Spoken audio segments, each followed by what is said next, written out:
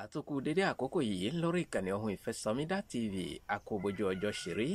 mo tún gbédé fún yín nírò àbájì gan lọ́jọ́ tèní gbogbo ẹ̀yin ìyá lọ́jà àti babalájé mo fẹ́ kẹ́ ọba àwọn nǹkan fìdílé àbí kẹ́ fìdílé nǹkan àlejò wa pàtàkì ìyẹn dókítà wa Santé Plus wọ́n ti ń bẹ lórí ìlà wọ́n fẹ́ bá yín ní gbólóhùn lọ́jọ́ tèní àǹfààní tó pọ̀ lẹ́sìn bá pàdé níbẹ̀ mò ń bọ̀ mí tí dé.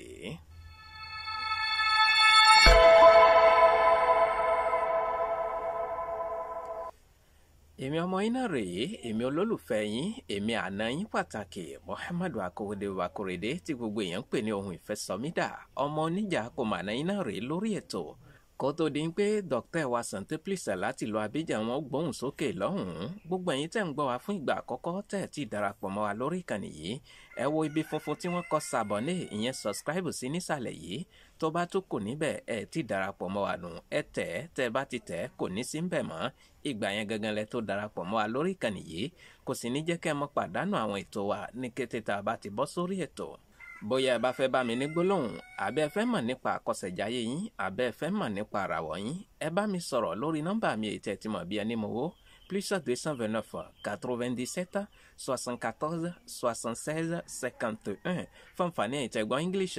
ẹ tẹ̀ +229 97 74 76 51. mo ní bàbá wa dókítà Santé Plus láti ìlú Abidjan wọ́n ti ń bẹ lórí ìlà pẹ̀lú wa báyìí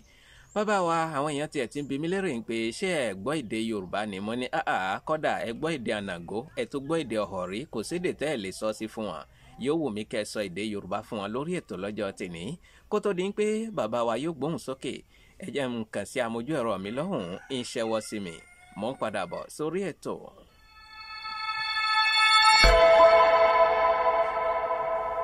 mo kí yẹn káàbọ̀ padà sórí ìkànnì Ohun Ìfẹ́sọ̀mídà TV bàbá wa dókítà Santé Plus di guérison totale mo fẹ́ kẹ́ ẹ gbóhùn sókè fáwọn aráalé yóò sì wù mí kẹ́ ẹ fi èdè abínibí wa èdè Káàárọ̀ Oòjíire kẹ́ ẹ fi kí wọn lọ́jọ́ tèmi kán bá lè mọ̀ pé ẹ gbọ́ èdè Yorùbá gidi gan ìbéèrè mi àkọ́kọ́ fún yín lọ́jọ́ tèmi òun náà ni pé a máa ń gbọ́ Santé Plus èdè Faransé ni ọ̀pọ̀lọpọ̀ èèyàn mọ̀ túmọ̀ rẹ̀ yóò wù mí kẹ́ ẹ kọ́kọ́ yànnàná Santé Plus yìí fún àwọn aráalé kó tó di pé ìmọ̀ tẹ̀síwájú lórí ètò ẹ bá gbóhùn sókè lọ́hùn-ún. ẹ káàárọ̀ nílé lóko lájò lẹ́yìn òní gbogbo ibi tẹ́ ẹ ti gbọ́ mi ní àárọ̀ tèmi èmi náà ní ti tòótọ́ Dr. Santé Plus di guérison totale kí ni àwọn olóyìnbó pè bẹ́ẹ̀ náà ni ẹni tó ń ṣe ìtọ́jú fún èèyàn pẹ̀lú ewé àti egbò àti àwọn nǹkan míì lóríṣiríṣi ẹ̀rí mo kí ọkùnrin mo sì kí obìnrin mo kí ọmọdé mo kí àgbàlagbà mo kí gbogbo ẹni tó máa padà bọ̀ wá lórí ètò tí à ń bẹ yìí ìlú Abidjan la wà báyìí ṣùgbọ́n a wà káàkiri gbogbo ìlú àgbáyé à ń bẹ nínú Benin bẹ́ẹ̀ bá fẹ́ rí iṣẹ́ ọwọ́ wa ń bẹ ẹ máa bá ń bẹ à ń bẹ nínú Porto Novo bẹ́ẹ̀ bá fẹ́ rí iṣẹ́ ọwọ́ ẹ bá ń bẹ à ń bẹ nínú Abidjan gẹ́gẹ́ láti kalẹ̀ sí kò síbi tí ẹ ti ń wá àwọn nǹkan tó bá fẹ́ ṣe láǹfààní tẹ́ ẹ̀ lórí láti ọwọ́ wa. ọpẹ́ púpọ̀ lọ́wọ́ bàbá wa dókítà Santé Plus di guérison totale láti ìlú Abidjan lọ́hùn-ún àkìyìn púpọ̀ ẹ tó káàbọ̀ lẹ́ẹ̀kan sí sórí ìkànnì tá a wà yìí àtúrí yín lórí ètò wa lọ́jọ́ tèmi kí ni àwọn nǹkan tẹ́ ẹ ní fún àwọn aráalé torí àìdédé rí yín lórí ètò wa gbogbo ẹ̀yin náà tẹ́ wà nílé tẹ́ ẹ bá fẹ́ kí ayé ó mọ iṣẹ́ tẹ́ ń ṣe àbí ẹ fẹ́ kí ayé ó mọ ọjà tẹ́ ń tà ẹ kàn sí wa lórí ìkànnì tá a wà yìí bàbá wa dókítà Santé Plus kí lẹ ní fún wa lórí ètò kí lẹ ní fáwọn aráalé lórí ètò lọ́jọ́ tèmi ẹ bá gbóhùn sókè lọ́hùn-ún. nǹkan tí a fẹ́ fi hàn yín eléyìí náà ni ọṣẹ ẹ̀rí àwọn ọṣẹ tá a wá ń sọ̀rọ̀ àwọn ọṣẹ ìwá póríṣiríṣi òǹtajà ní ọjà ọ̀tà tí o bá gbé ọjà kalẹ̀ àwọn ìṣiṣẹ́ ló máa ń yọ owó ọjà lórí rẹ̀ kò sẹ́ni tó fẹ́ ra ọjà lọ́dọ̀ rẹ̀ àwọn ọṣẹ wà tó jẹ́ pé ọṣẹ ìtajà ọṣẹ àwúre ọṣẹ tí ń pe àwọn èèyàn ọṣẹ awọ́rò tó jẹ́ pé tó bá ti gbé ọjà rẹ̀ kalẹ̀ báyìí wìtì náà ni ó mọ̀ bọ̀ ẹ́ torí tọmọdé bá bu ọṣẹ wọn á pariwo pé ọṣẹ bàgbàlagbà bá bu ọṣẹ wọn á sọ pé ọṣẹ kò sẹ́ni tó bu ọṣẹ láyé yìí tí wọ́n sọ tó kò ní sọ pé ọṣẹ tó bá ti lo ọṣẹ yìí àfẹn tó ṣe kárí pé lọ́jọ́ tí wọ́n bí sáyé wọn ò fi ọṣẹ bí wẹ́ òun nìkan ni òní wà láyà lọ́dọ̀ yìí ọṣẹ ni ọṣẹ awọ́rò tó jọ ṣe ìtajà òun nílé yìí ọṣẹ ilé ìgbà yìí òun náà ni à ń pè ní ọṣẹ àtúndè ìdè táwọn ẹbí ti fi dìé ajé ló fi dìé oṣó ló fi dìé èmèrè ló fi dìé babaláwo pásítọ̀ ló fi dìé ibi tí wọ́n lọ dìé mọ́ inú ìdí ni wọ́n dìé ọmọ ni àbórí ilẹ̀ ni wọ́n dìẹ̀ sí àbínú atẹ́gùn àbínú igi gbogbo bí kíbi tí wọ́n bá ti dé ìwọ sí ní ìgbésí ayé rẹ̀ ọ̀sẹ̀ ilé ìwọ náà ni ọ̀sẹ̀ ìtajà tá à ń pè ní àtúndè ẹ̀rí sí torí ó ṣeé ṣe ń gbà míì wọ́n máa ń dé èèyàn mẹ́lẹ̀ tó jẹ́ pé ayé ni ó máa dà ẹ̀ láàmú ni ó dé èèyàn mẹ́lẹ̀ téèyàn máa wá lo ọṣẹ àwòrò ọṣẹ ìtajà kò wá ní rí ìyàtọ̀ sánú ìgbésí ayé rẹ̀ lọ́mọ ìpè dájúdájú àwọn ayé ti di ọmọlẹ̀ nu eléyìí lọ́kọ̀ọ́kọ́ fi wẹra rẹ̀ ná tá à ń pè ní ọṣẹ àtúndè ọṣẹ àtúndè yìí òun ló kọ́kọ́ lò ó ní bá a ṣe máa ń lò ó tẹ̀rí gbogbo ẹ̀ńkéyìn tẹ́ ẹ bá ti ní ìdí tẹ́ ẹ bá ti pè wá tẹ́ ẹ bá ti ṣe ní tá a bá ti gbọ́sẹ̀ yìí fún yín á ṣàlàyé bẹ́ẹ̀ sì lò fún yín lẹ́kùnrẹ́rẹ́ tó jẹ́ pé gbogbo ìdè tọ́mọráyé fi dè yìí èyí tó ṣó fi dè yìí tí babaláwo fi dè yìí tí pásítọ̀ fi dè yìí tí ẹ̀gún ìdílé tí bá ń jà ọ́ tí òòrùn náà lọ gbogbo àwọn ẹgbẹ́ rẹ̀ ló ń tà ní wọ́n ní orí ìwọ̀n ọ̀tà tó bá ti lu ọṣẹ ilé ọṣẹ àtúndè yìí tó bá ti wá lu ọṣẹ ìtajà fífún gbogbo ẹ̀ ló máa já torí ọṣẹ àtúndè wà ọṣẹ ìtajà àwòrò wà o gbọ́dọ̀ lo àtúndè náà kó o fi tú ìdè tí ń bẹ lára ìdè tọ́mọláyé fi dè ẹ́ èyí táwọn àjẹ́ fi dè èyí tó só fi dè ẹ́ o gbọ́dọ̀ tú dànù náà kó o tó wá lo ọṣẹ ìtajà tó fi mọ̀ wá tà.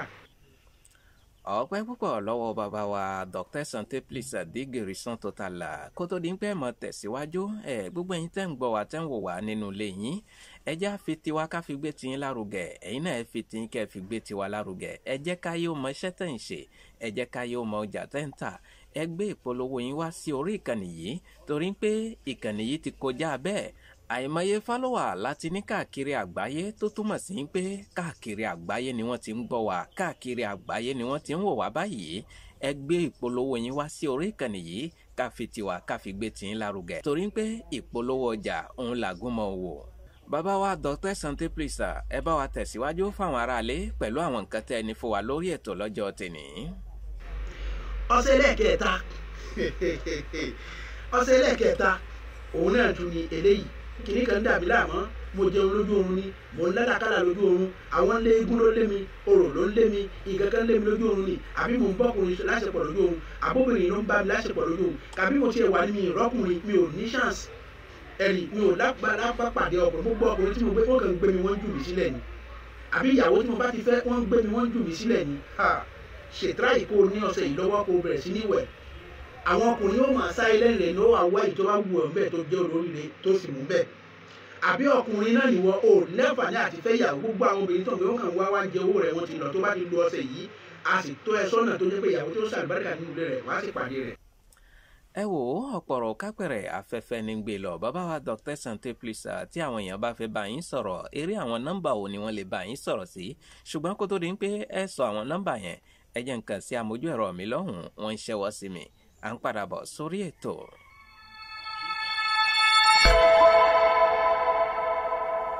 mo kí yín ẹ káàbọ̀ padà sórí ìkànnì tá a wà yìí ní báyìí bàbá wa Dr. Santé Plus láti ìlú Abidjan ẹ bá wa gbóhùn sókè lọ́hùn àwọn nọ́mbà wo ni wọ́n lè pè yín sí kí wọ́n fi bá yín sọ̀rọ̀ ẹ bá wa gbóhùn sókè lọ́hùn.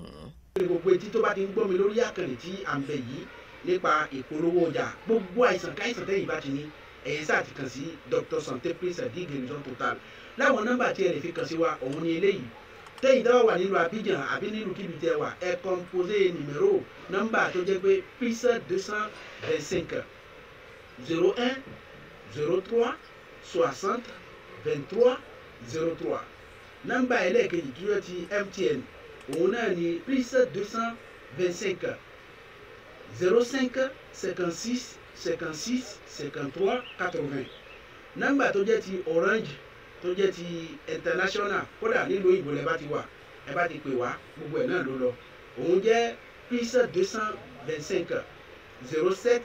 48 07 58 12 àwọn nọ́mbà tẹ́ fi pè wá sónù. bẹ́ẹ̀ ni eléyìí làwọn nọ́mbà tẹ́ lè fi bá bàbá wa Dr. Santé Plus sọ̀rọ̀ wọ́n wà lórí WhatsApp àbí kẹ́ ẹ pè wọ́n directly àwọn náà ni wọ́n gbé tí wọ́n bá yín sọ̀rọ̀ àbí kẹ́ ẹ pé ohun ìfẹ́ sọmídà gan sórí nọ́mbà yìí tẹ́ ti mọ̀ bí ẹni mọ̀wó plus 229 97 74 76 51 fún àǹfààní ẹ̀yin tẹ́ gbọ́ English ẹ tẹ plus 229 97 74 76 51 ẹ lè bá èmi gangan sọ̀rọ̀ gbogbo ń tẹ́ ẹ bá fẹ́ látọ̀dọ̀ bàbá wa Dr. Santé Plus máa ṣàtọ́nà yín bẹ́ẹ̀ ṣe rí ìgbà. bàbá wa Dr. Santé Plus ẹ mọ̀ tí ì lọ jìnnà yóò wù mí kẹ́ ẹ fún àwọn aráalé ní àmọ̀ràn níwọ̀nba ṣókí lórí ètò yìí lọ́jọ́ tèmi ṣùgbọ́n kó tó di pé ẹ gbóhùn sókè níbi àmọ̀ràn yín ẹ jẹ́ nǹkan sí amójú ẹ̀rọ mi lọ́hùn-ún mò ń padà bọ̀ sórí ètò.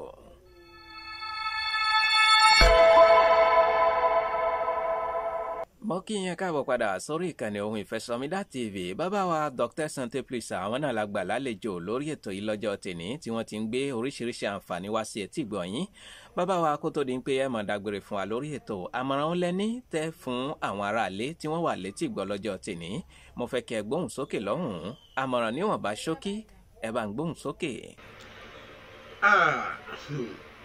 Àìsàn láyé tá wà lónìí, ẹlòmíì ti tọ́jú àárẹ̀ sára tó dépò pé àárẹ̀ ti pa sára, ẹlòmíì tọ́jú àárẹ̀ títí àárẹ̀ ti kó bá ìgbésí ayé rẹ̀ torí pé kò pariwo àìsàn síta. Àìsàn ní pariwo mi síta kí n tú ọ sílẹ̀, gbàsírí mi kí n sì pọ́ bí àìsàn ṣe wí nù. Ọpẹ́ púpọ̀ lọ́wọ́ bàbá wa Dr. Sante Plus di Guérison Totale láti ìlú Abidjan lọ́hùn. Ẹ̀yin aráalé, àmọ̀ràn ṣókí láti gbọ́ yìí látẹnu bàbá wa Dr. Sante Plus. Má bohun tí ń ṣe ẹ́ mọ́ra, ìṣe ni kó o gbé bọ́dì rẹ̀ kó o lè jára rẹ̀ níbi tí wọ́n dì ẹ́ sí, torí yóò wù mí kó o fi oore tuntun kó o fi wọnú ọdún tuntun tí ń bọ̀ yìí. Àṣetì ò ní jẹ́ tiwa lágbára Elédùà, ẹ bá ń ṣàmì àdúrà.